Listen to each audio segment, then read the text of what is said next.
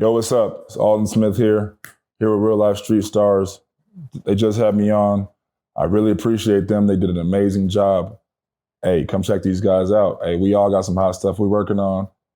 Everybody better have talk to me than RealLyfe Street Stars. Stay tuned. Real life.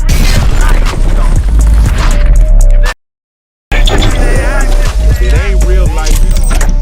Just say real life street stars. You know what time it is. Real life street stars. Everybody start clapping right now.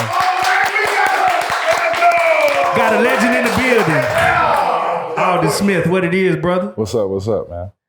Man, we just glad that you took some time out today to come talk to us, man. What's been going on with you? A little bit of this and a little bit of that. Man, hey, we not finna downplay who we got in the building, man. As a sports fan, man, I watched you do niggas bad on that field now. Man, we got to get the backstory though, man. You, Aldon Smith.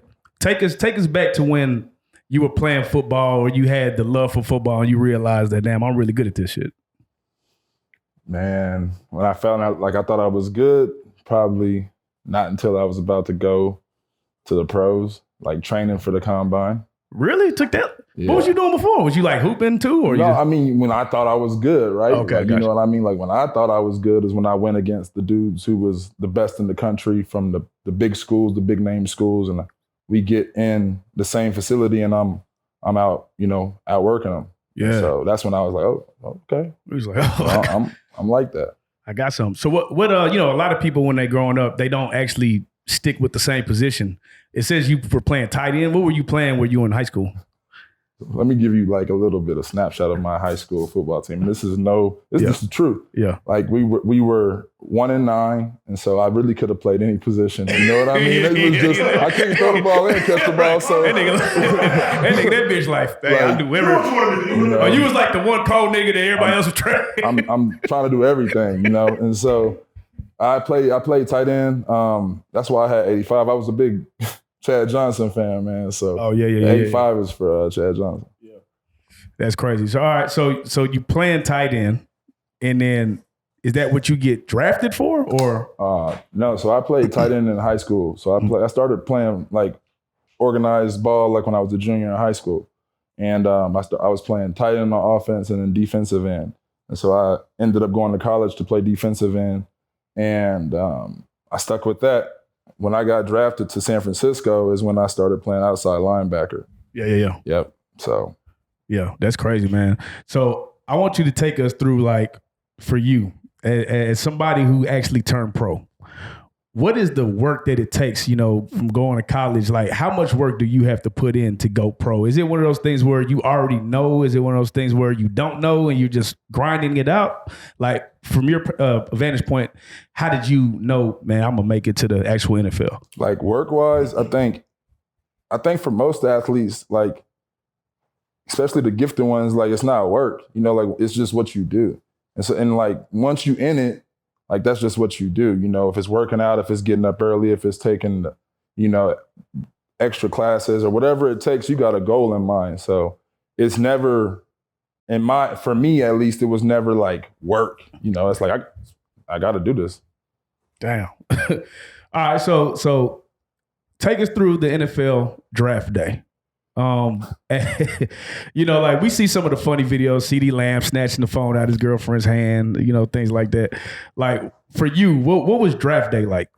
I'm going to take you to us getting in New York, and us is me and my roommates from college at the time, who was my guys. And so we get to New York. I'm lying saying I've been to New York before. I ain't never been to New York ever, but we get there and we on some tourist type shit. And man, we was having a blast. And so draft night finally comes and I'm there in New York, and a lot of the guys I was training with, I wasn't sure where I was gonna get drafted at because of how my combine went. I didn't perform like I wanted to perform, and so I definitely wasn't expecting to go where I ended up. So them first couple of rounds, I'm kind of walking around and making sure everybody else all right, just because I'm just there. This whole thing, I'm just there. I was never expecting to even be in the NFL. So I'm just there. So, they call my name, I get the phone call, I answer the phone, I go on the stage. Next thing I know, I'm on a jet to California.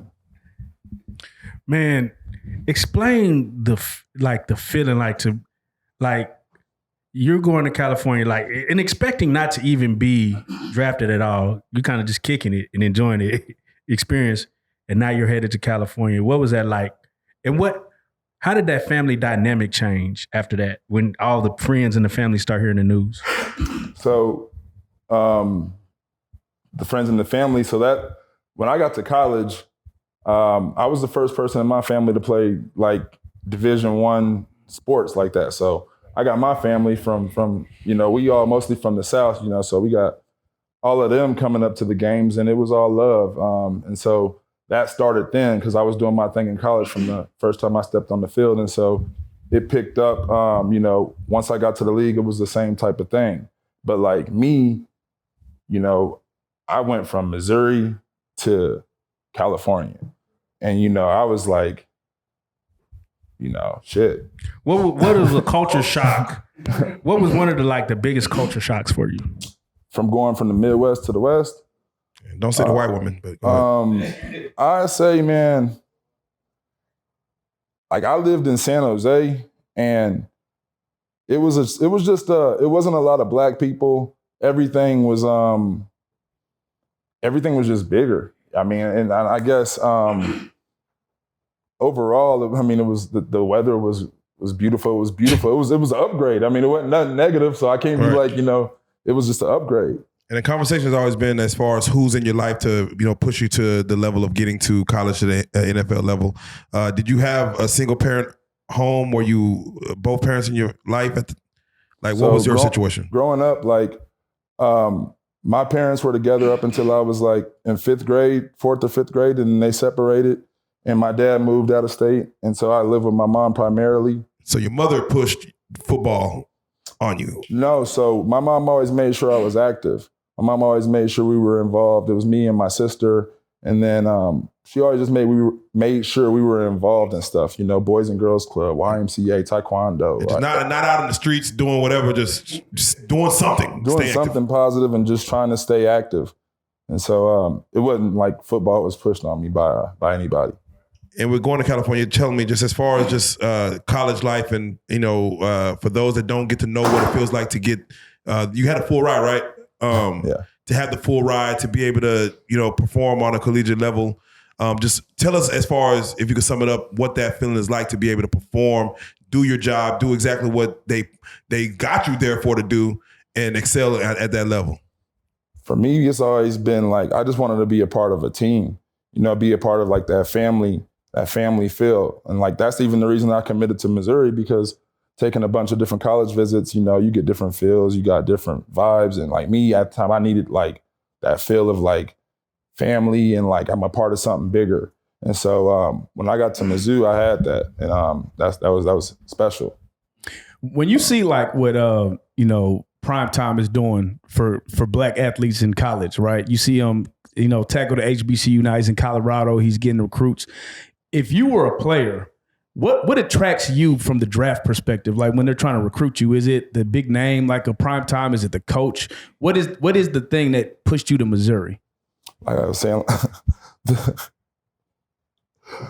was about to tell you the other answer, but I'm like, I'm gonna tell you the truth. So I went on a college visit, and the star player, he had a party, and and at this party, obviously a lot of people and everything going on, but there was this girl there, and at the time I had like a little crush on Alicia Keys, and the girl looked like Alicia Keys, and so I'm in high school, I'm talking to her, and I'm thinking like, we're gonna do all this. I'm making plans. I didn't even talk to the girl. I never said nothing to her, but I ended up saying something to her. And long story short, that played a role, like little role, but like in all seriousness, like I was just doing what was next, man. Like I never expected to be in that position. So I was just in Kansas City for 2 years. Now I got scholarships. Like I didn't have no plan of like, I'm gonna do this and then do that. Like it was like survive and then figure out the next thing. Right. In hindsight, was there another school possibly that you would have wanted to go to that just in hindsight you might have wished you would have? Yeah, I mean, I wanted to go to Miami, you know, or USC or something like that. And actually, I remember watching Texas when Texas played SC, and Vince Young did that play, man. Was that the best college game down to the line that you've seen at the time? Man, that was honestly one of the best football games I've ever seen. Football games in general. That was wild. So, you know, it really sounds like, you know, you said you didn't really have a plan. Does that make you play different when you don't know what's coming next? Like, do you play with more, like, because you sound like you on survival mode, kind of. Yeah, man. So, because it sounds like I'm playing like my life is on the line in every game. Well, yeah, it was. I had to prove myself, man. I always had this chip on my shoulder. I didn't have like an older brother. I didn't have no cousins. Like when we lived in Iowa growing up, and like during my time, like when I was younger, we had a big migration of people from Chicago. So all them projects that they all moved to Cedar Rapids, like in Iowa. And so you had that huge culture shock right then. And so what I'm trying to get at is like, it was just me and my sister, my little sister, she's 3 years younger than me. We didn't have no cousins. So there wasn't no backup if there was altercation, you know what I mean? Right. And so as far as like, I hella forgot the question. No, I mean, like, you just being in survival mode as far as, you know, whenever you played your games, like either. Oh, it was back to me, like, I'm trying to prove myself, man, right. Because, like, I'm hanging around with older kids and I'm hanging around with, I don't have no family, so I got to prove who I am. That way I can get my respect. So anytime I stepped on the field, I was usually the youngest on the team. And so with that, you know, like, people already don't think I should be there. And so I'm just trying to make sure I do my job. Amen. Now you're in the NFL, you get to San Francisco. You're playing with people who is at the highest level of this game that's being played. Tell us about your experience of your first game. Man, I'm gonna tell you about like my experience getting on the team. Like I when I got drafted, it was a lockout, and so I ended up working out with the guys on we were at San Jose State, and so it was a guy named Justin Smith, and so Justin went to Mizzou. And then he played for the Niners. And so that was kind of like my contact when I went out to California. And man, it was work, man. And so once training camp got around, like I was blessed to be in that situation because them dudes were the real deal. Like it wasn't like we work hard and then we practice hard. And so that was like built into me. And going into my first game, I really didn't play that much. I didn't play that much until like week 6 or 7. And that's when I got my first sack. So hold on. Let's we're gonna get back to that sack on the first game, but I want to take it back a second. NFL Combine. How was your mental going into that? How did you perform? What were the recruiters saying? Well, like when you have an ear to what they're saying. Yeah. How was that in situation as far as going into that weekend? So I was hella nervous, man. Like I was overweight. I think I weighed in like 280 something, and I was like 260 something. You know, before that, all my scores. They're reporting that like hazing. Yeah, like I came into the combine, which is I guess 4 months from the time we actually performed. I was broad jumping like 10.6. My broad jump was like, none of my scores were good. You know, my 40 time was bad. Everything was bad, and so not only was I younger coming in, you know, like I also was coming off of an injury in college, and so there was just so many things in my mind, you know, that I'm like, you know. I don't know how this is going to work. How was the performance overall, though, when you actually competed and then you start hearing the rumors of how he did and, you know, the reporters are saying, how was your confidence level after the combine? Not that good. You know, it wasn't, like I said, I didn't think I performed that well. I thought I was going to go like late first round, something like that, like 28th or 21st or something like that. But I didn't think I was going top 10. Yeah. Yeah, that's crazy, man. Because I mean, that rookie year, you got Defensive Player of the Year, right? And they say, but you got 37 tackles. I mean, you did 14 sacks, almost set a record. So how do you go from? Watch the film. I got 15 sacks my rookie year. Oh, they slided you, bro. Yeah, they got me a little bit. That's crazy. Yeah. So how do you go from, you know, coming in being nervous to all of a sudden figuring it out? Like, what was the switch that clicked for you? Shit, I was nervous the whole time. Oh, shit. you beat niggas down nervous? Yeah, I mean, Hell, I'm nervous right now. You know what I mean? It's just I learned how to hide it. I learned how to use it to my advantage. You know what I mean? It's like when I go in that locker room, you know, it's a whole different story. You know what I mean? Not like when I'm driving to the stadium, I'm probably nervous. But when I get in the locker room, it's lit. So, and remind us, for those that don't know, what place did you come in on draft day? What level were you drafted? I was first round, number 7 pick. First round, number 7 pick. Did you plan on going to another team, or were you hoping to go to a separate team that you got picked for? I thought I was either going to Houston or Tampa. Were you satisfied with the 49ers pick? Oh yeah, for sure. Okay, sunny California. I mean, who was there in your corner when the pick got announced, and who were you? Were you live? Were you there, or were you at home? I was in New York there. Okay. Yeah. So who was there with you? It was me, my roommates from college, and my parents, and my sister, and then my coach, my AAU coach was there. Oh, okay. Yeah. Did your mother scream, "I'm rich"? Who shouted out with that? Man, it was a good embrace between all of us, man. Right. What when you get that first check, what is the first thing that you take care of? I got a car. Yeah. Smart. Yeah. You didn't have one before? I got a better car. There you go. Did you get some luxury, or did you just take it easy? Like, No, I got a S550. oh, okay. You jumped right in there. Yeah. You jumped out there. Yeah. All the bells and whistles. Yeah. It was clean. Now, job secured, you're doing well for yourself. What is the life like at this point? What are you thinking? Like, what are your aspirations as far as you build a career when you're in San Francisco? Like my rookie year? Yeah. Life is fun, man. I'm living, man. I'm just enjoying it. Like it's for me to sit here and say like I had a plan or doing something else. It was literally no, because you have a lot of athletes. They'll say, well, I was going to do this and I plan to do this. But you coming from Missouri, it's like, and now you have access to so much wealth. Different things that you could get into that you couldn't get into when you were a kid. Now it's just right there in front of you. Like, how did you did you go off the deep end? Did you have to reel yourself back in? Like, were you able to kind of sustain? What was that like? So, as far as like, cause I kind of like how like the money changed a lot, right? Yeah. Right. I mean, it gave me, obviously access to different things.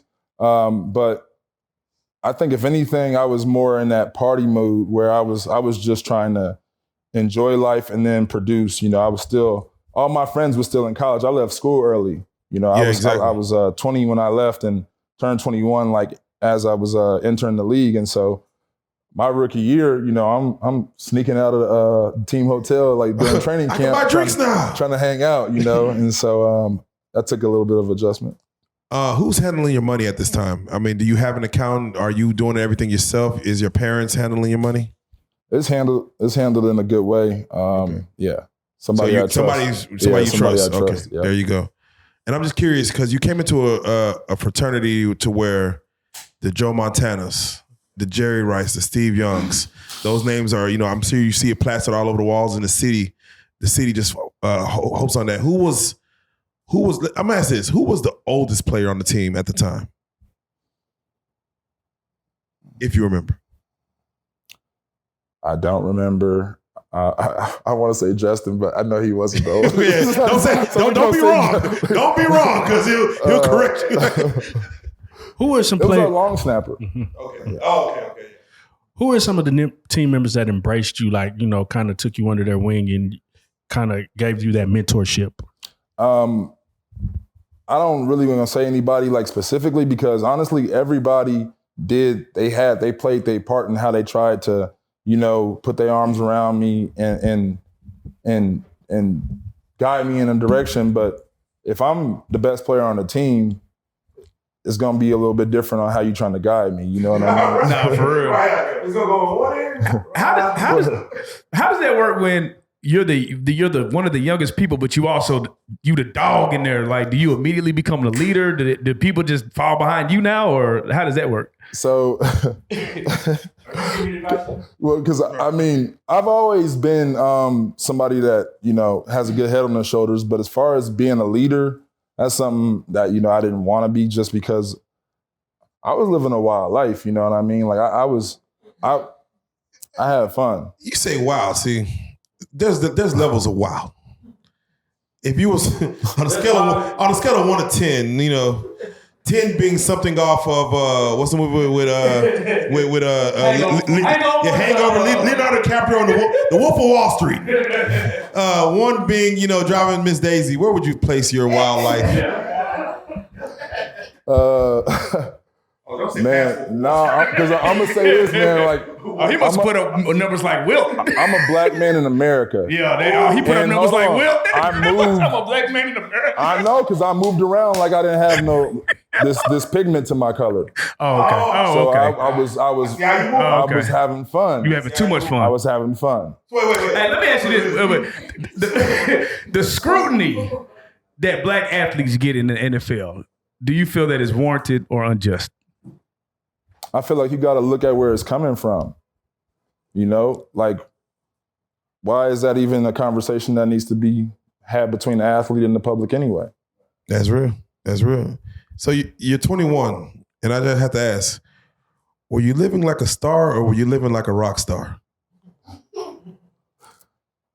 I like to think that I was living a modest life, a luxurious, modest life. Right. Yeah. So did you ever have to like put someone in their place early on in your career? Like, you know who I am? Right. That's you know not who I play. Like, someone might not have known, and you know, someone might not have known. No, that's not my style. And okay, there you go. I will say this, man. Like, I was drafted in the Bay Area, and I've always gotten so much love from the Bay Area, and I always, you know, pride myself on being approachable and being somebody that, like, I'm a man of the people. So I talk to anybody from the garbage man or the man running a Fortune 500 company. Like, we all talk the same. And so with that, like, I've always just tried to stay grounded. You know what I mean? Did the city try to provide any fringe benefits to you for being Aldon Smith on the 49ers, you know, number 7 draft pick? Did they provide any, like, you know, here's, you know, you get to eat free here. You get to eat free here. You get to, you know, here's a car. You know, because you're now going to be something in the city to where people want to attach themselves to you. Did that happen often early on? The city's always showed me love, man. Like, you know, it's not like one thing specifically, like some free stuff. It's always just been love. And I mean that by, like, I've always been able to move around without having to, like, watch my back, and always been taken care of.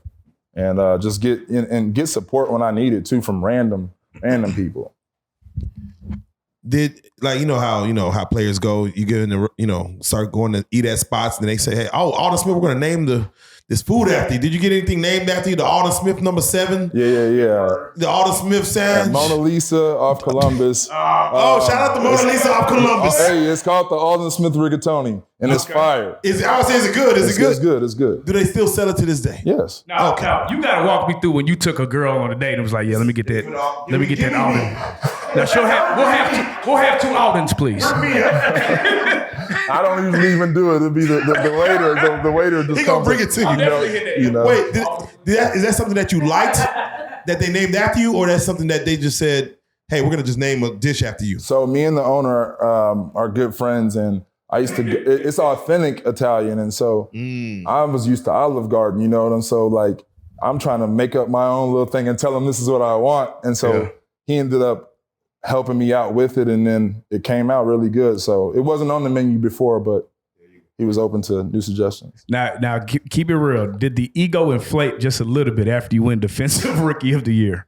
Did it get worse? Like, oh, nigga. So, no. And I don't think I've ever really had an ego. Like, I've always battled with, I battled for a long time with, you know, liking who I was and self-esteem issues. So, if anything, like, I didn't get the, I think it's the AP Rookie of the Year. I got, like, the other one. And, I mean, people who watch the season, they know what it was. But, you know, it's always been a little bit of, you know. I want like some chip on the shoulder type of. I want to talk about that because you talk about self-esteem, and I feel like that's an important subject because a lot of people they will see the success and the money and the things you have, but there are internal stuff going on that nobody knows about. What are some things that you struggle as far as self-esteem that you know you had to overcome, like when you were looking inside yourself in retrospect? And I had to overcome myself. Yeah. I had to overcome, and by that I mean like the inner conversation. You know, that didn't change up until later on in my life. And being in positions where people see you as something and they see you as this, and you don't feel like that, that's tough. And so struggling, trying to navigate how to handle that in different ways, that was a big part of my life up to this point. So I got to get your mindset, because to go into 6 games and get your first sack in the 6th game, correct? Yes. And go on to like 15. What is in the mindset as a defensive end? Like what's in the mindset as a killer to see you in that quarterback and like what I'm gonna do to this man when I touch him? See, for me personally, everybody says like the quarterback. I be thinking about the big motherfucker in front of me. Like he's just a big dude right here I got to get past. So I'm thinking about I'm about to hurt him. You know what I mean? But like that, going into that game, I was so mad because I wasn't playing. You know, I wasn't playing, and so when I got in that game, I was just, you know, trying to do whatever. Now, does it take do you have to have a killer instinct when you're going into because when you're playing defense, it's like do you really feel like you're looking at a dude like I'm really about to do something to him, or is it like, this is just a game, it's not that serious, or it's like, what is that mentality like? Me personally, like I don't see nobody. So like it don't matter. I'm not, unless I know you, unless I got a reason to have a problem with you, I don't care about none of that. Like I got a job to do, you know? Now, in 2011, Colin Kaepernick also got drafted to San Francisco 49ers. And we all know about he got down on the knee and started kneeling. You weren't on the team when this happened, but just you being a black player, right? They put a lot of pressure on y'all in general when the kneeling happened. What was your take on the whole kneeling thing when it happened? Like, did you feel compelled, like you had to kneel because everybody else was kneeling, or did you feel like, hey, I got to get my money? Well, I wasn't in the league, so I wasn't kneeling at all because I was at home. But how I felt about any of that and how I feel is I don't have any opinion about it. I think, if anything, what Colin was trying to do and what he did was bring attention to something, and attention is needed to go to things that have faults in it, you know? And so whether if it's kneeling, whether if it's boycotting, whatever it is, if there's injustice that's consistent and it's not being taken care of, then whatever you got to do to bring attention to it is necessary. What are your thoughts just in general on athletes using their platforms to speak on social issues in general? Right, you see King James do it. You see, Michael Jordan didn't do it. Some people kill him for that. What do you particularly, because women definitely, I know like some women, like they really want to see, our black men really stand up for some shit. You know what I'm saying? I think it would be, I think reporters want you to ask different questions because they could get that conversation anytime from anybody if they ask the right questions. And I think that more men and organizations and should be more supportive, and people just need to come together in general. I think it's wild how much attention is paid to when somebody says something and speaks up for themselves, and how it just is under such a microscope. So I have to ask then, and we'll get, of course, to there, but, with the Dallas Cowboys, Jerry Jones made sure everyone kneeled in one game, and then he was criticized after that wasn't a thing. Like the next game, like it's like they moved past it too quickly. With that kneeling and just everyone in the NFL, and it was an NFL thing, but some folks were like, I'm with kneeling, I'm not kneeling, and things like that. Do you feel like the NFL, because it is technically a job, that they have power to say what can and should be done if they choose, if they feel it's appropriate or not appropriate? Do I feel like they have that power? Yes, to tell players or let's say employees what to do or what not to do, what's appropriate, what's not appropriate. So how I feel is, unless we are restricted, you can do whatever you want to do. That's what I'm. You know what I'm saying? Like what I'm saying is, like at any given point, like them dudes don't have to play. So I mean, we can have a whole different conversation about like what could really be done to really make a change. If they really want to do it, but that seems not to be the case. Amen. What is the most annoying question you were asked by a reporter? Like that you got asked consistently? I'm going to say something about what I was kind of just saying real quick, my bad. And I say that because like, what is a protest for? What is it for? To show that you care about something and then you're going to go home a week later or however long you're protesting for? And what is kneeling for? Y'all still going to play the game? They still going to get the tickets? So what are we doing it for? Like, movements need to have an end goal that achieves something and not brings attention to something. Correct. Because eventually you'll stand up and play the game. And you got to say, like, why are we, like you said, so was there a communication within players of why are we kneeling? Like, what's the end goal? Did you know if there was a communication as far as, here's the change we're going to have? We're not, like you said, we're still going to play the game. We're not going to stop kneeling until this happens. Was that ever a particular conversation that was going on? So he started kneeling, I think, in 2015 or so. I don't know 2016. When it was. And I was gone out of the league until 2020, right. 21 or 2020. Right. So I don't know what the conversations were like. So, but when you came back, did you feel any of the residuals from that? Or was it kind of gone by that time? It was definitely different. I think you saw a lot of everybody just doing what they felt comfortable with. Right. It was awkward because it was a COVID season, and so you be in an empty stadium and you got, no crowd, and you got, everybody doing their thing. How do you like Dallas when you was? How was Dallas? I like Dallas, man. I do like Dallas. I never been to Dallas before. I played out here. It's crazy. I played basketball at Duncanville a couple times, but I never been to Dallas. What was your favorite thing? See, we here in Dallas, we like to hear people brag about where this place because we like it here so much. What was your favorite thing about Dallas? I'll tell you, one of my favorite things was this place that closed last year called Cookie Haven. It was in like Bishop Arts. Oh yeah. And it was like shout out Bishop Arts. Black women-owned business, and they had a bakery. And I used to, when I was living in Frisco when I played for the Cowboys, so I would drive all the way down here just to get that. Yeah, shout out to Star. Yeah. Now I ain't gonna lie, Lamar Odom came to Dallas to play, and he wanted to kill himself. I don't know what it's about Dallas, but it's something about Dallas that just made him say, this place is ugh. Was it the summertime? It was during the season. It was during the season. Because I moved here in June. Well, mind you, he brought the Kardashians. He brought, his wife with him. So, he said, I'm going to be in June. Yeah, tell us about that. Was you ready for that Dallas weather? Nah. I honestly thought I was being punished. Like all of us were being punished because it was wild. Like that. How hard is it to train in that? I think when you're running and got objectives is different. Like, but I was telling myself, like, because I didn't play. I don't know if I would have played this year because it was hot. Like,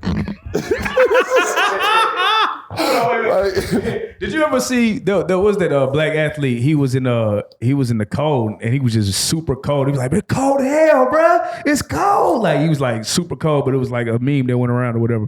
How did you adjust to playing in the cold? So I lived in Iowa. Like I like the cold. I like the cold. Really? Yeah. This humidity out here, nah. Oh man, that's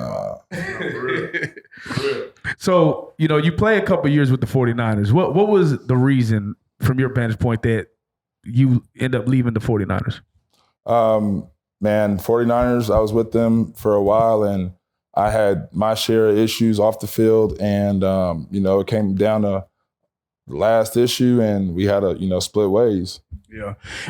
For athletes, right? Like you said, y'all are young men coming out of college, coming into money. What type of mentorship should the NFL provide to help these athletes along the way? You know what I mean? Because I would imagine it's hard for any person with that kind of success and money to kind of stay up straight and narrow. You know man. So like the leadership that I provide, the leadership that I plan on doing, my company, and that's having somebody who the players can relate to, that's going to keep it. I'm not just going to say keep it real. That's going to give you the game, and that has been through it.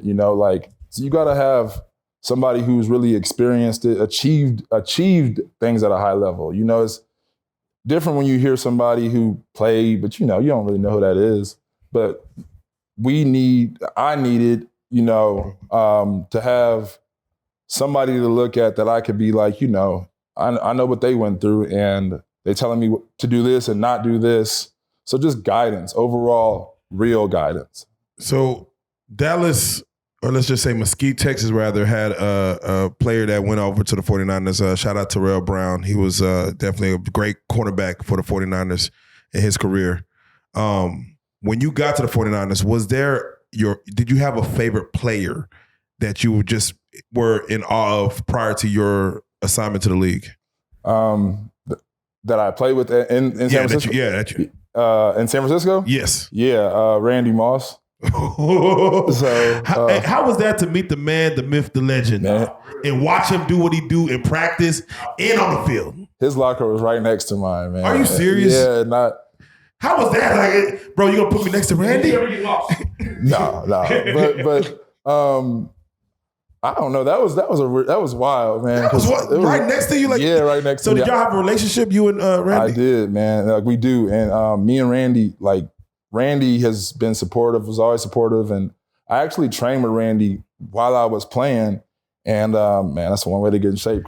So Randy we'll ask you this, and Randy will watch this. Where do you place him in the all-time greats of wide receivers? Randy Moss? Yes. Where do you place him? Come on. All right. Number one, man. All right. Just making sure. Yeah. All right. Well, who was the one player when you was like messing up that would pull you aside and be like, "Come on, little bro, you gotta." Like my rookie year, everybody. Man, yeah. I remember we had practice one day, and play starts, and I was playing a whole different position, and I remember just freezing. And they showed it on film, and everybody's running routes, and I'm just, Yeah, show you. What kind of freezing? You mean you didn't move? I didn't move. The play starts and you don't move. Got a lot going on. Where's that film at? show me that footage. That day, they all pulled me aside, told the coaches to leave, they had a real conversation. So, what could you talk about the rookie hazing that was going on? Did they put you through anything crazy? Did you walk for cheesecake anywhere? No. I mean, I bought everybody iPads and some other stuff, things they can use. But, if we had a pool that was on the way to the cafeteria, and so they used to just throw people in the pool. But I mean, I was smart. I'm just going to jump in. I'm not, yeah. Wait, they do rookies make you pay $100,000 tab or something? Without question. We would. That wouldn't be no. That's not a thing. You got it. You got it. All right. So let's do this like this, man. We see Stephen A. Smith, we see Skip Bayless, we see ESPN Sports Center, all the way up to the commissioner, where they talk about the troubles that exist off the field, and we want to use this opportunity to be able to tell your story, because it's in the media controls the narrative, and if you say, hey, there's a DUI, and that's all they hear, and oh my God, he should know what he's doing, he should know what he's playing for, he should never drink a beer, what the hell's wrong with him, and why would he? There's so many stories that they love to just create hot topics on. And therefore, sometimes hot topics could turn into a snowball effect to where it affects on-field performance, other issues, and things of that nature. tell us, as far as even for you, some of those off-field situations that you might have come across. Of course, again, anybody could Google some of the things, but I want you to speak on some of the things that have been said about scenarios that you have been faced with and things you have to deal with that have technically what they're saying. They say their truth. There's your truth. There's their truth, and there's the truth. But I want you to be able to speak on your truth as far as some of those things that might have been said that you was like, these are not saying it's totally incorrect, but there's perspective. I'm gonna say this, that I'm not really with the whole 3 truths. There's one truth. There you go. You know, and that's the facts that happen. And the more we can get back to that, the better we're gonna do as a society. But as far as like me, I haven't lived a perfect life, and I'm a human being first off. And I'm not shying away from anything. You know, I made mistakes, but I have a good heart. People that know me know that. And as far as like how those people, their opinions, everything, I'll say this real quick, like everything affects everything. And me, it's not like I wasn't aware of the things that were going on. But, you know, and we can talk about it, you know, like, you know, like I struggled with drinking. So I started drinking when I was in college. And so I hadn't drank before that. In college, you know, you get used to party drinking. So it ain't no like drink or two. It's like, you know. What's your drink? What drink were you leaning on? Like what type of alcohol were you leaning towards? I mean, it was just get fucked up. You know what I mean? Oh, that's the mentality. Like whatever. Mixed drinks. You achieving a goal. Oh, yeah. You know what I'm saying? So you will mix like alcohols, tequila, vodka, brandy, rum. I mean, this is college. I'm drinking vodka. Let's go. Let's go. 12, you know what I mean? So, I drank, you know, in college, and then it was just normal. But once I got into the pros, I drank, and my drinking style didn't really change until I say like 2015. But you know, I had gotten into some things before that because of drinking, and like overall, I didn't know the reason I was drinking. You know, I would talk to therapists and you know, why are you drinking? Why are you drinking? I'm like, you know, because I want to have fun. You know, not knowing that's like, you know, I got anxiety, I got depression, I got all these other things that are really, really I'm trying to hide. And so, you know, if you don't know the reason why you're doing it, nobody can tell you to stop. You know, and you're not going to see a problem. And so, yeah. I used to struggle with alcoholism not too long ago because you say I used to drink because I wanted to have fun. Then it became nothing was fun if I didn't drink. Like nothing had color, as I used to describe it to people. So it's like you get caught up in that, and it's like, and if you have the means to do it, you just do it because you want to have fun. I work hard. I deserve what I've worked for, so I should be able to enjoy myself. Yeah. So me, I looked at, like, I didn't know this really at the time, but like I was interacting with the world as a threat. You know, I'm seeing everything as a threat. And so with that, I got to arm myself every time I go anywhere and do anything. Yeah. You know, so if it involves other people, I got to do whatever it takes for me to be that. Or if it involves going here, I got to do whatever it takes for me to be that. Yeah. But I wanted to say about people talking, you mentioned Stephen A., and I'll never forget, there was a situation actually that happened in San Francisco when I got released. I remember him saying on the news, you know, this young brother needs to go to prison and all this other stuff. And I'll never forget, I remember being like, you realize we the same color, you realize what the prison system does, and then you have no idea on the factuality of what you're talking about. And come to find out, you know, all those charges were dropped. So it's just, you know, when you hear things like that and that message is getting broadcasted, it has this effect on you. So what message would you have for Stephen A. if you was to be able to talk to him one-on-one about that situation? My message ain't necessarily to Stephen A. It's just anybody with a platform. Right. Don't forget that because, you know, you got to make a decision. You can choose to use your voice or you can choose to just talk. Yeah. That's real. Oh, God. Yeah. That's real. Now, I got a question. Like, while you were, like you said, having fun and partying and drinking, do you feel like because you were an athlete and they let it go, did it feel like it enabled you to keep going? Or did you feel like if you would have got punished earlier, maybe you would have changed? Do you think there would have been any different course of action? Deviation? I think everything happened like it should have, man. I honestly am blessed that I did go through the things that I went through. And I know that sounds kind of weird to say, but like to be able to like come out on imagine climbing like Mount Everest, man. Like, this is like something that is difficult as hell. So like my life started out difficult, you know what I mean? And then like you go through something, you experience something. Like I struggled with addiction, alcohol was my thing.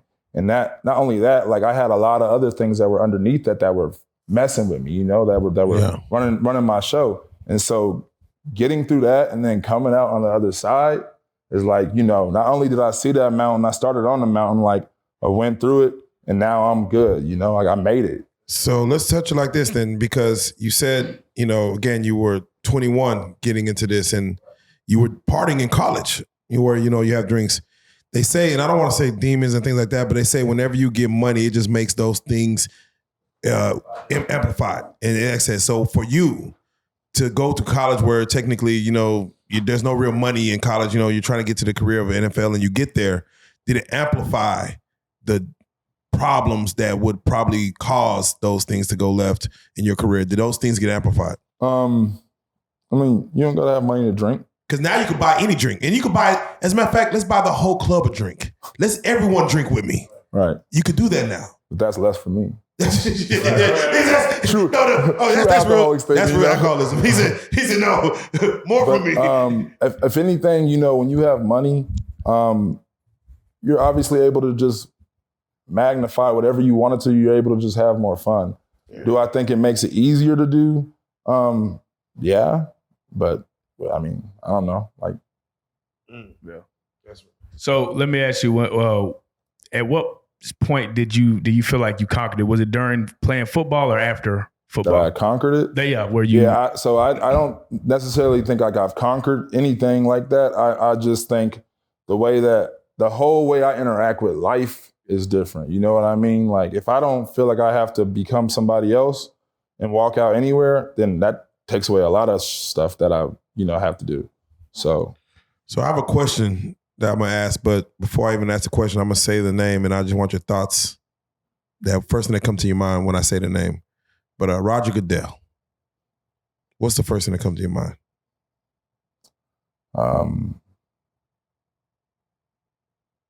NFL owner. Okay. Safe. No, so, ask a better question. Ask a more detailed question. All right, so here's the question I was gonna ask.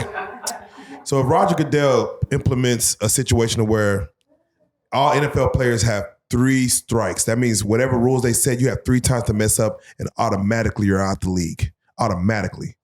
That means whatever we set in place, whatever it is, you do this, then 3 times you're out. There's no talking, it is what it is. Should that be in place or should it be case by case? Whatever route it goes, there needs to be something in place that can put people in positions to be successful. If it is a 3-strike, then let's make sure that the brothers that are part of that fraternity that are part of each club are doing everything possible to make sure that doesn't happen. Roger Goodell's job is to protect the brand. Again, you're dealing with so many players, again, that like if a situation keeps on producing itself, should it be a limitation on? We keep blaming Roger Goodell. No, because he's go ahead. It's us. We got the money. Let's look at us. Yeah, right. Yeah, we the people in the locker room. Right. So we got to talk to each other like brothers and like we trying to accomplish something as a whole instead of we don't know each other. And like, yeah, cool, we don't know each other, but people that don't know each other all the time get together to make money and make change. Wait, so you're saying something here because you're touching on something. So NFL teams, 51 players, 52 players on a... This ain't just the NFL though, man. This is life. No, hold on, because this is like, we always want to blame somebody who is in power and control when we got the power ourselves. Every single one of us can get together, put something together to make something bigger for somebody else. Right. And we can get that, and they can get together and make something bigger for somebody else until we got our own shit. Right. We can't keep, they not supposed to change. Right. Why are you expecting something from somebody that ain't gonna do it? Like, so the perception is this, and this is my perception. I don't know if it's anybody else's, but I'll speak on my thought, is that an NFL team, they're all brothers, they're all camaraderie, they're all warriors going out there to win. And I believe that they all know each other, they all talk to each other outside of football. They might know each other's names, wives, kids. Are you saying that there's a disconnect between players that I don't really know the kicker? I don't talk to the kicker. I don't know the quarterback like that. The wide receiver or the defensive end or the offense doesn't talk to the defense on a regular day. So is the NFL teams, is there a situation where we don't speak to each other outside of pulling up, doing our job, and going home? yeah, but I don't think that that's necessarily done intentionally. It's just what it is. You know, you got your groups, you have your defensive group, you have your linebackers, you have your, like your special teams group. So just by schedule, you're not going to really interact with people as much. It's crazy because, you look at these movies, right? Because my perception is, if you're on a football team, y'all all know each other. Y'all after the game, y'all go to the house. Y'all eat, but it's like y'all are really kind of just coworkers. And you clock in, you come, like you say, you come to do a job, and then you go home. It's like, does that help to win games? Like, does that get the best performance out of us if we don't even know each other or even like each other? Well, that's when you can tell, like, coaching and leadership and organization. That's when that comes into play, because you got to look at it like this. What it really is you got a bunch of free agents on one team. You got a bunch of guys. Everybody didn't go to the same school. They ain't from the same hometown. They just all on the same team. And there's so much transactions every day with guys getting cut, guys coming in. Like, it's just a business, you know what I mean, where it's happening. It's really about maintaining a culture and consistency that, you try to have as little as drop off as possible. Yeah. Now, you actually said, you touched on something earlier about saying you actually have a company that's dedicated to helping. Explain what that company is and what you're saying that it's going to do. It's called I Am, and that stands for Intelligent Movement. Okay. And the thought behind that is, the more right things you can do, the better off you'll be in life. And so, just making intelligent decisions, ways you interact with life, just doing it intelligently, because everything we do is movement, from our breath to how everything. But what I want to do is, not what I'm doing is going around and speaking to athletes and basically giving them the game. And, that saying, if I knew now, or if I knew then what I know now, where I would be. And so it's giving these guys the game. And, if it's something that they struggle with that maybe they don't feel comfortable talking to somebody about, or just guidance on where to go. Because a lot of people, their parents don't know, their agents don't know. The people that they have known that got them to this point can't give them some of the insights that I can give them. And so helping them do that would save them a lot of trouble when they get into the league. And then on the other side is guys leaving out. When you leaving out is harder than, the transition in. And it's tough because, most people are in organized sports or in that organized environment for 20 plus years, 20, 30 years. And that's every day knowing what you got to do. And then one day it's done. And so just making that transition in a way and providing a service that people will use. That's my main thing. You said, because I want to talk about that mentality. Like, it's almost like you military or even being institutionalized every day. This has happened at this time. This happened at this time. This happened at this time. And then when you come out and you're like, it's a new type of freedom and you kind of don't know what to do with yourself. How did you handle that? And I had to create my own schedule. And luckily I had things that I needed to work on, and that's a lot of things to better myself. And then things that I've just wanted to do and finish up, with Like right now I'm finishing up my sociology and psychology degree. Oh, congrats. For real. Appreciate it. And just things that I wanted to work on. So in a way, you know, for the first part is, you know, if you have things that you wanted to take care of, accomplish, then it works out well for you. All right, so let's go ahead and, you know, discuss it and talk about it. You know, going into your second year, you were stabbed twice.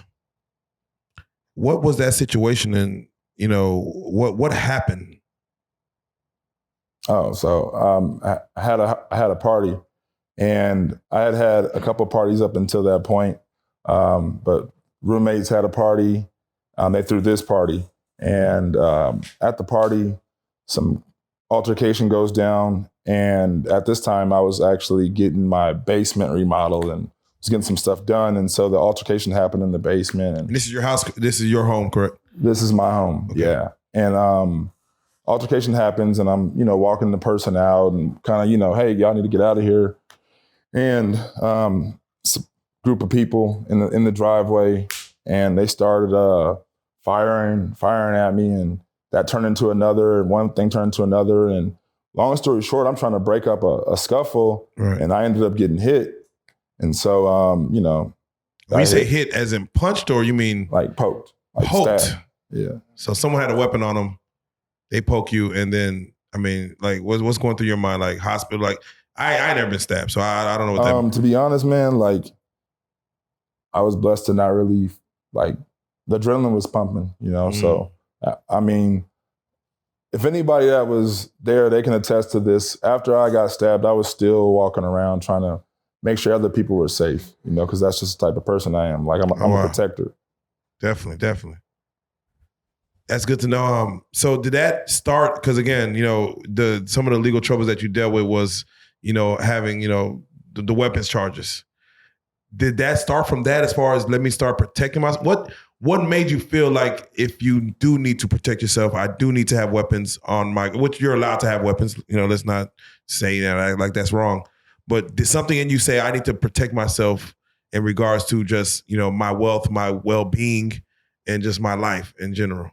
Nothing specifically. You know, I actually had guns like before that even happened. And the reason, because they said that the guns were illegal or importing illegal firearms. Like, I moved to California from Arizona. In Arizona, the gun laws are way different. Way different. And so, you know, moving to California, you can only have a 15 magazine for assault rifles and a 10 magazine for handguns. And so I think I had a 15 for handguns and a 30 for assault. And so just little things I didn't know, you know, bullet button. But the way it got told to the public, anytime you hear important illegal firearms, you think it's somebody in a trunk, like, you know, in a parking lot, you know. Some Terminator type weapon, you know, is, you know, and Walter White.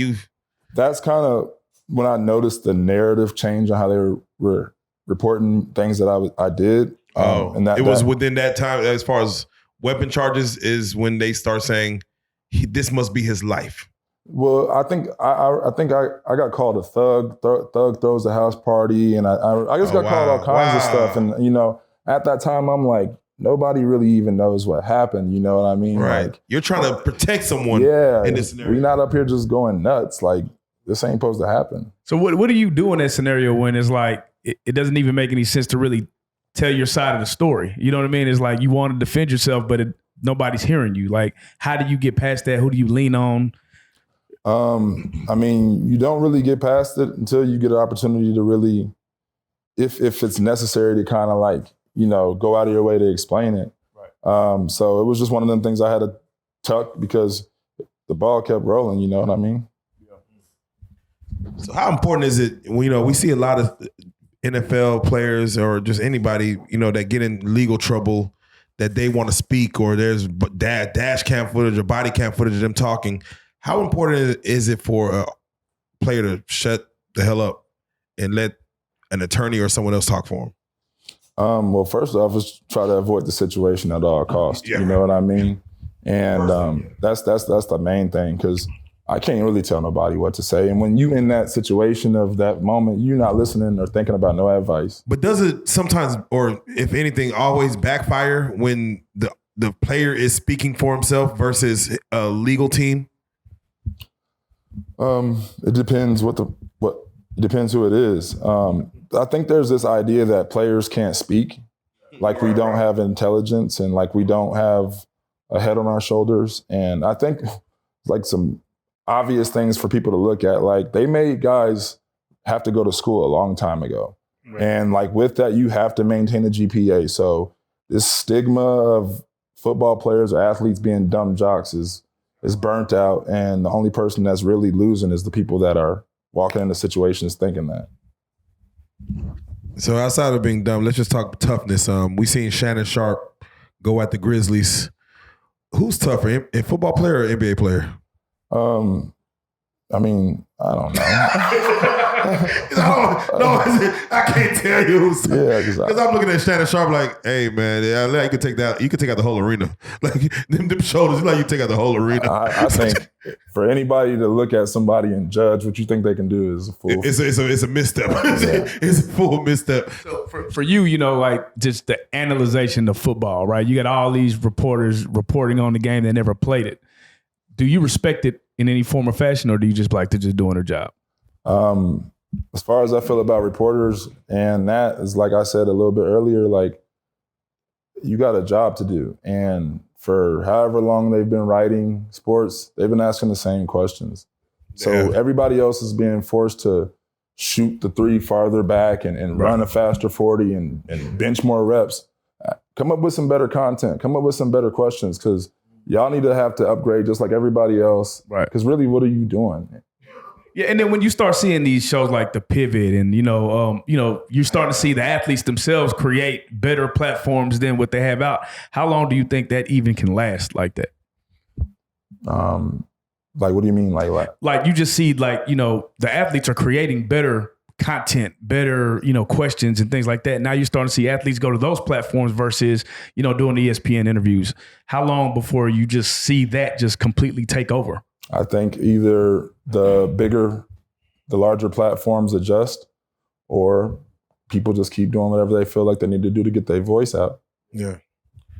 Now, you came and played for America's team, the Dallas Cowboys, Super Bowl contenders. How was that to come onto Jerry's team? What was the atmosphere? What was the expectation? Because again, you're part of a fraternity that goes back, to Tom Landry and things of that nature. And again, I love the 49ers, but we're in Dallas right now. And in the 90s, the 49ers were the enemy. How was that to come over to the Dallas Cowboys and play for this team? So I had been out of the league for 5 years. So I met Mike, or Coach McCarthy, in the summer, like in LA. And so, we talked and met each other. And so when I got to time for people to kind of just choose where I was going to go, going with Dallas, it was fine. But I didn't know. Switch this shit up, man. Hey, as far as when I got here, I was here to ball, like straight up. Like it was, I've never cared where I was, where I played at. Like it's between me and the person. It doesn't matter where it is. All the theatrics and all the other stuff. Like I don't care about none of that. I don't care about none of that. I don't care about the stadium. I don't care about the uniform. I don't care about none of that. Like, how do you, taking 5 years off and coming back, was it an easy adjustment? Did you snap right back into it, or was it really like a learning curve again? I think I snapped back into it. Was I my old self? No. I had lost love for the game, passion for the game years. If anything, I came back because, I was broke. You know what I mean? Like, I had to make some money, and I made my grandma a promise, and she had passed like in 2019. And so like, it was kind of one of them things where, and I'm not even thinking like 5 years off is a long time. I'm just like, I still got it. I can still do it right now. Man, when you see like a T.O. who looks like he's still in shape, like, do you think they can still jump back in it? He looks like he's still running routes. He looks good, like out there running routes. Do you think they can still come back and compete? Get hit. Oh yeah. until week. You run all the routes until week 14, because that's the thing. Like, yeah, anybody can go out there and play. Not anybody, but those guys who look good and are still running routes on air. You can still go out there, but you play 10 weeks or play 12 weeks. It's gonna be. Should Tom Brady come back for another season? Sure. But until he gets hit in week 10, then it doesn't matter. What age do you think the body is like physically that you should be like, this ain't it no more? Like, well, how much you think the body can take at what age? Like, that's everybody's different. Okay. Everybody's different. I mean, I was gonna be like, if you 50, but like, you never know. Right. Because I think Bernard Hopkins was boxing when he was like 53 or something like that. He was wrong for that though. What's that? I say he was wrong for that. I mean, because go watch Bernard Hopkins at 53 losing. go watch that. But you're right. It's your choice. It's your body. What is the general average life of a football NFL player? Like, was it 5 years, 9 years? The average football career? Football career, yes, I'm sorry. I think it's 3 years. 3 years? Yeah. Are you serious? Yeah. Wait, so someone coming in, let's say 24, 27 is the prime. You're saying like how long does his career last? Yeah, career last. 3 years? I think 3 years is I was like not expecting that answer. What's that? I was not expecting that answer. Yeah, no, because you got to think of everything that comes into play. Like, one, you might not be good enough. You might get hurt. They might not need your position. And there's a lot of people that play. There's a lot of traffic. Hey, I gotta ask you this. Since you play for both teams, 49 and the Cowboys, who do you got this Sunday and who do you got for your Super Bowl prediction? I honestly, I hope it's a good game. Yeah, and that's like just straight up like, because I don't. Both teams were great to me, and I got friends on both. Dallas teams. versus Tampa Bay wasn't a good game. No, I was like, it's 31-0 with 3 minutes left in the third quarter. I'm about to go home. But the Niners were gonna win. Yeah. Wait. What? Hey, okay. What? Who's your Super Bowl prediction? I like the Bills. Oh, okay. Yeah.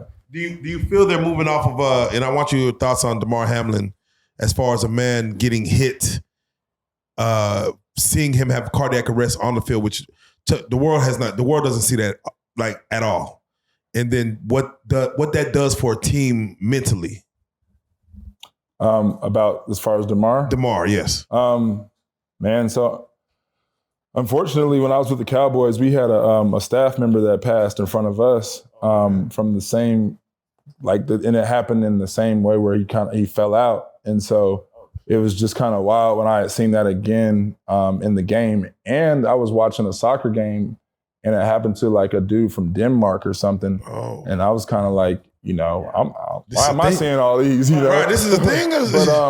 But it's once again, we're all human beings. Is it because he's a football player it's not supposed to happen? You know what I mean? Like, football is a gladiator sport. Well, it's not. I'm just saying, I think whatever cardiac arrest happens to anybody, right? Yes. Then he's a human being.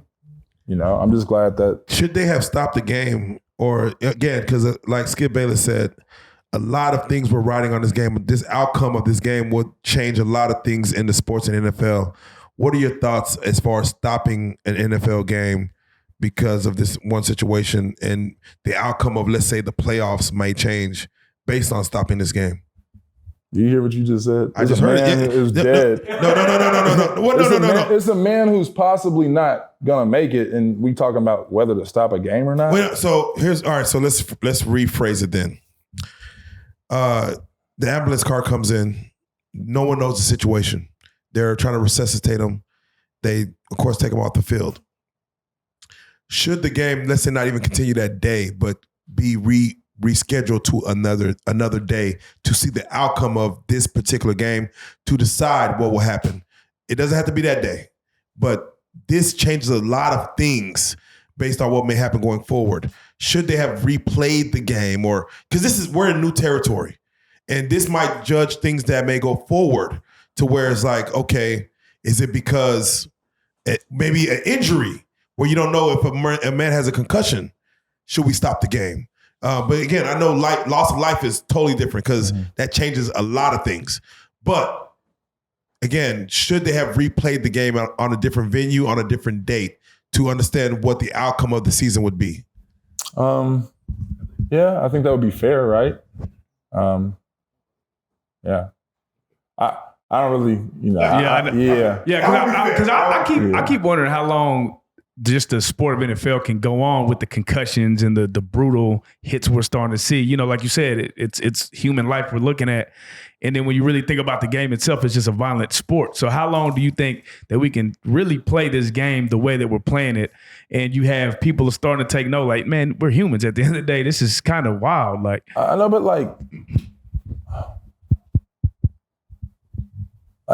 yeah, it's supposed to be that.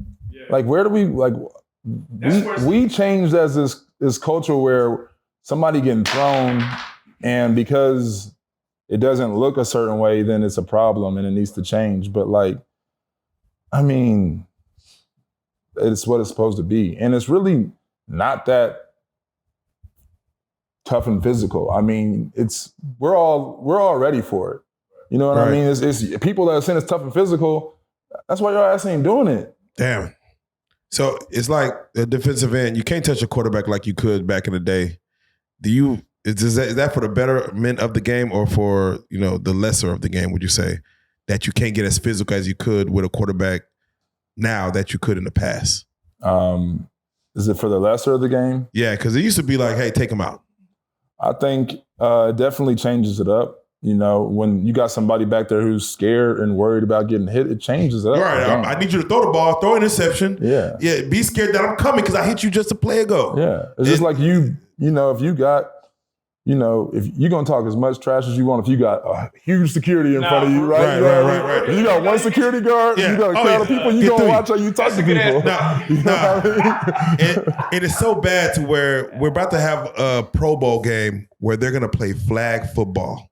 What are your thoughts on that? I'm going to be real, man. The Pro Bowl is kind of like, it became like, it used to be serious. But really in the 90s, it was serious. What you expect football players to do on the field for like an all-star game? I know. But like the NBA, they can do all kinds of stuff. Listen, I'm a little older, so it used to be serious. But to say it's gotten down to flag football, what the hell are we doing? Like, what we just watching wide receivers catch balls? Because I'm like, or this is where we at. But with that being said, I got to ask you, an Aldon Smith 30 for 30, what does that look like? What story does that tell? And what message does it bring home?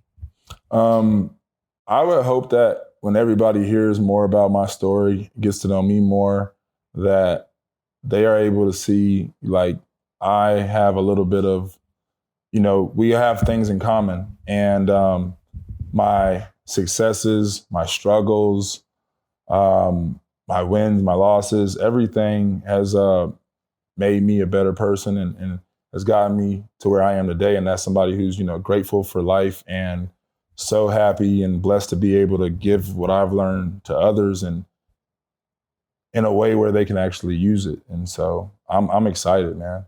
30 for 30 will be, they're not going to be able to make just one. You got to just one. Yeah, it's got to be a docuseries. If you did have a docuseries, who would you have play you? Like, what actor? Shannon Sharpe.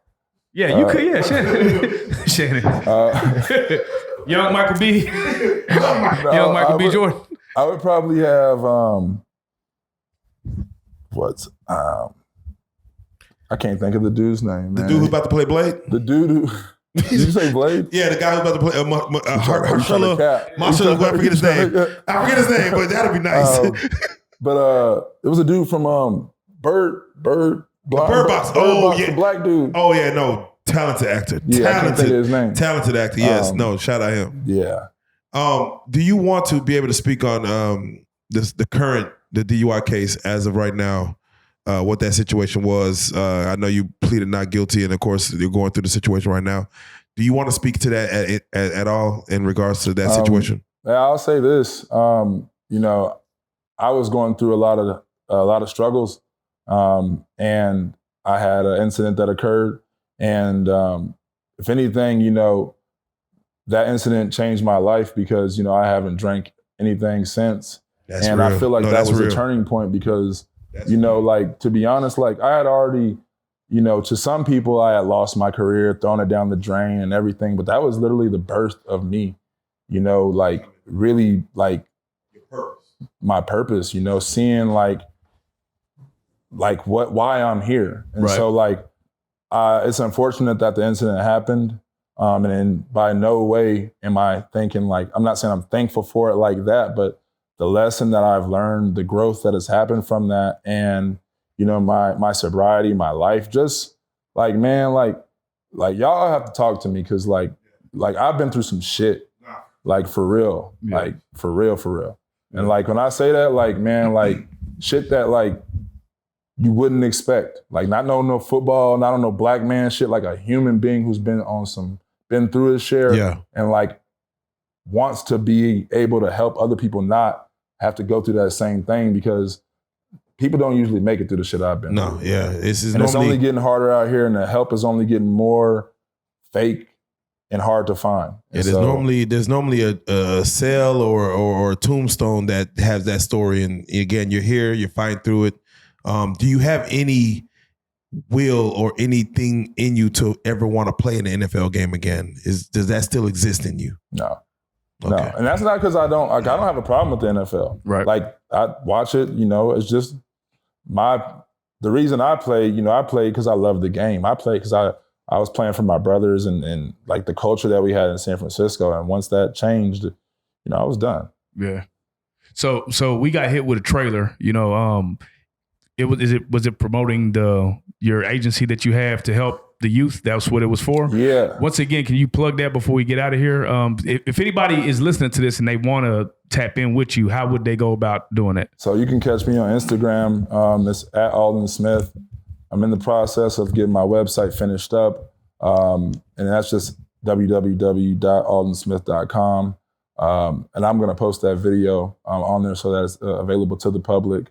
But yeah, there's a lot of good things coming, and stay tuned. I appreciate, you know, everybody for having me on here, and yeah, thank you, man. Hey, man, you know. Hey, can I say one thing though too? Yeah, go please. There was a domestic violence thing that happened, like, that's in my thing, and so like people kind of like look at that, like, that never happened. And when they say, like, if you really look at the details, right? I got convicted of I think it was vandalism, and so that's like breaking a door handle. Right. And right. So I never put my hands on any woman. I never have. I have sisters. I was raised by all women. My mom has 4 sisters. That's not me. And yeah, I just wanted to clear that up, because there's nothing worse than you having people look up and see that, and it's like, no. We seen a recent interview with Andre Rison where he talked about Left Eye burning his house. You know, let's go through Ray Caruth, you know, Aaron Hernandez. There's a lot of troubled past of NFL players.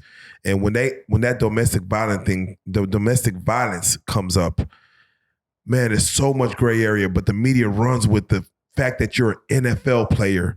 They look at the size and stature of you and say a woman, even you talking with a strong voice, could be intimidating.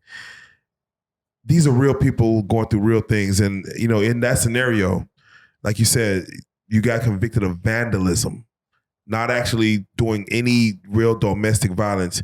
But of course, they look at you as an NFL player, or, you know, you're the size and stature of an NFL player. For any case that may come before, what do you say to people that prejudge a scenario without knowing all the facts? Once again, I'm not going to put it in the people, because the people have to be given guidance by the people telling the story. So the people who are writing the stories tell the whole story.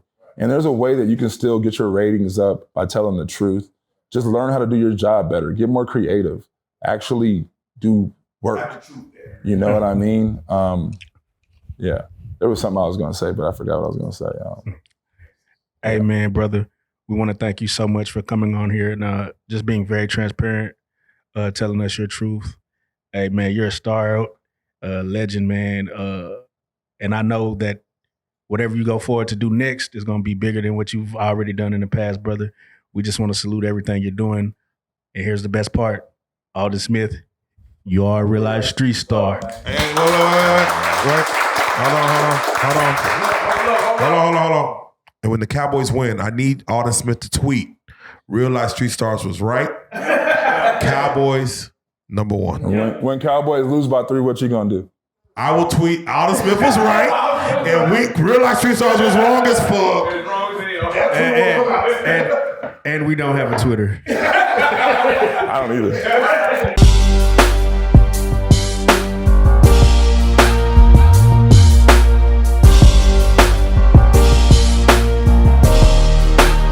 Shout out Real Street Stars, nigga.